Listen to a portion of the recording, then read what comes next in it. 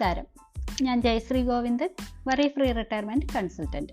ഇന്നത്തെ എപ്പിസോഡിൽ നമ്മൾ നോക്കുക നികുതി ആനുകൂല്യങ്ങൾ മനസ്സിലാക്കുക എന്നുള്ളതാണ്. അതായത് നിങ്ങളുടെ റിട്ടയർമെൻറ്റ് ഫണ്ട് പരമാവധി വർദ്ധിപ്പിക്കുന്നതിന് നിങ്ങൾ നികുതി ആനുകൂല്യങ്ങൾ എന്തൊക്കെയാണ്, എങ്ങനെയാണ് അത് ലഭിക്കുക എന്നുള്ളത് മനസ്സിലാക്കിയിരിക്കേണ്ടത് അത്യാവശ്യമാണ്.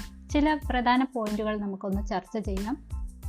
സെക്ഷൻ 80C പ്രകാരം നികുതി ആനുകൂല്യങ്ങൾ ലഭിക്കുന്ന ചില ഫണ്ടുകളാണ് PPF, EPF പോലെയുള്ളവ. അതുപോലെ ലൈഫ് ഇൻഷുറൻസ് പ്രീമിയത്തിൽ നമുക്ക് നികുതി ആനുകൂല്യങ്ങൾ ലഭിക്കുന്നുണ്ട്.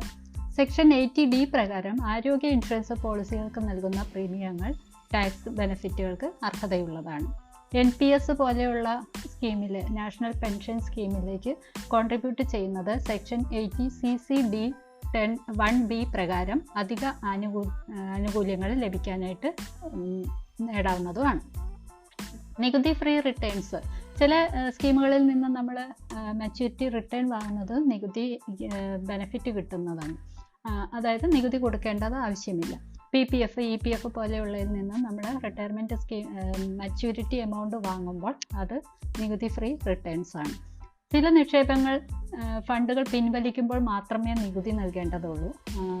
അങ്ങനെയുള്ള ചില ഫണ്ടുകളുമുണ്ട്. ഈ നികുതി ആനുകൂല്യങ്ങൾ മനസ്സിലാക്കി പ്രയോജനപ്പെടുത്തുന്നതിലൂടെ നിങ്ങൾക്ക് നിങ്ങളുടെ റിട്ടയർമെൻറ്റ് സേവിങ്സ് വർദ്ധിപ്പിക്കാനും നികുതി ബാധ്യതകൾ കുറയ്ക്കാനും സാധിക്കും. അങ്ങനെ റിട്ടയർമെൻറ്റ് ഫണ്ടിൽ നമ്മൾ നികുതി ആനുകൂല്യങ്ങൾ നേടുന്നതോടെ നമ്മളുടെ ഫണ്ട് വർദ്ധിക്കുകയും നമ്മുടെ സേവിങ്സ് വർദ്ധിക്കുകയും ചെയ്യുന്നതാണ്. ഈ അറിവുകൾ നിങ്ങൾക്ക് ഉപകാരപ്പെട്ടു എന്ന് കരുതുന്നു. വീണ്ടും മറ്റൊരു വിഷയവുമായി വരും വരെ ടേക്ക് കെയർ. Bye bye.